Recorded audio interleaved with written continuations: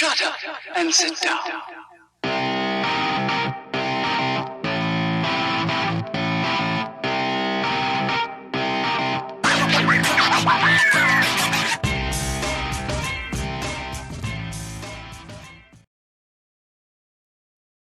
The floor is yours, State Senator Jeff Irwin.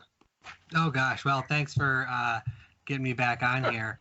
It seems like only the diehards are still sticking it out here at 4:11. Maybe I should stick around for 9 more minutes. But yeah, I jumped. I thought I was on, and you gave me the go sign, and I went on this big rant, about the importance of our rights and our freedoms and all the important things people need to be thinking about with respect to Lansing right now.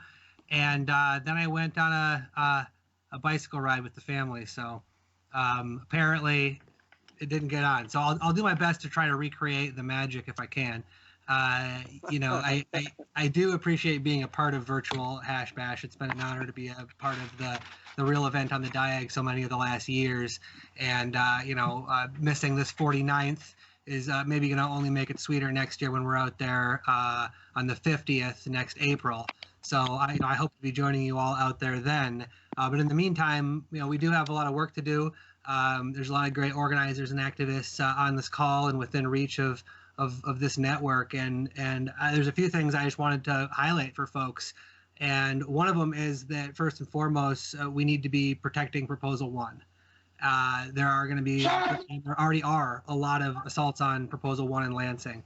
Regulatory assaults, folks trying to raise the taxes, folks trying to diminish the civil liberties that we won in November of 2018, and we can't let that happen. How do we stop that from happening? We build relationships with our state legislators. So I'm asking every single one of you to do that, to get to know your state legislators, make sure they know who you are, build a positive, respectful relationship with them, ask them tough questions and, try to make sure they answer them, but make it about the issues. And I think that if we continue to press our point, that we'll continue to have successes on cannabis law reform. And we've got a lot of momentum, and we need to continue to do that by building these relationships in a productive way. And legislators are a key part of that. Another thing we need to do, in my mind, is there's a lot of work to be done at the local level. We know that when the 2008 medical marijuana law was passed, there wasn't equal enforcement of the law around the state. We know that safe and legal access under the medical law wasn't equal across the state. We know that the way that the recreational access has rolled out has not been equal. And we need to make sure that we're building relationships again with our local officials to make sure that they know what we think, to make sure that they're, when they're up for election, that they're being asked these questions about, do they believe that, local people should have a chance in a local cannabis industry in their community? Do they think there should be the opportunity for commercial activity in their community? How are they going to direct law enforcement to respond to this kind of activity?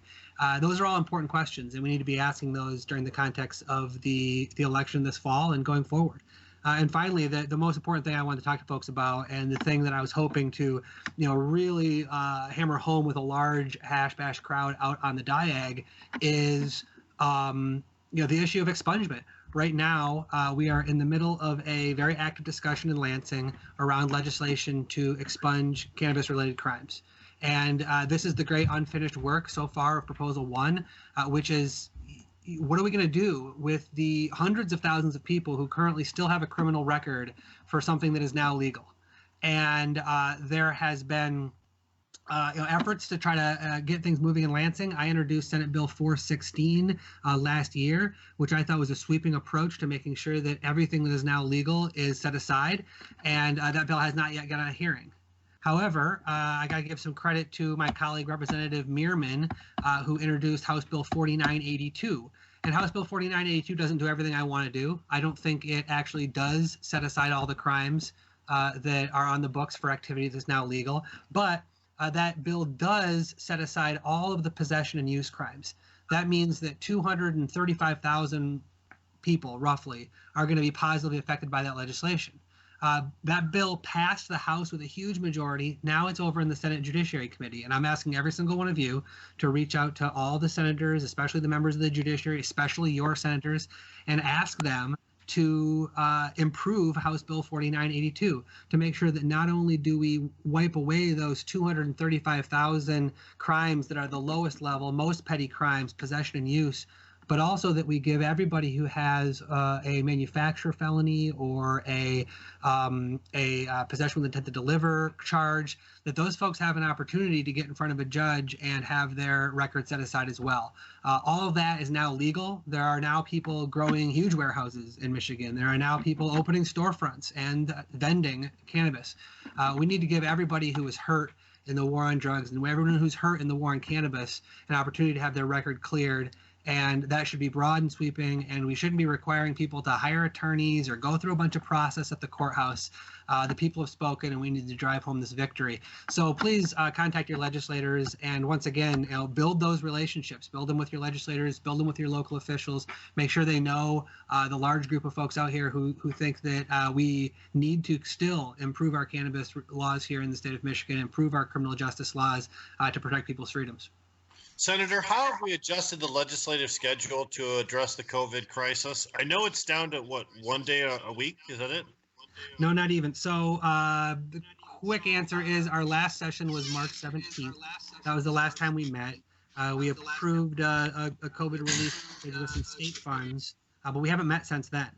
The expectation is that we're going to meet on Tuesday. There is the governor's first executive order under the Emergency Management Act is only good for 28 days, and the legislature has an opportunity to extend that. The governor has requested that, and the expectation is that we're going to go in on Tuesday and do so. Senator, thank you again for appearing on the digital Hash Bash 2020 broadcast. Sorry about that, Jeff. I apologize, man. Thank you very much.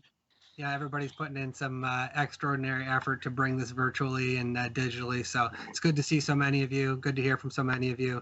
And, also, once again, like I said, the first time I gave the speech, hats off to a lot of the trailblazers.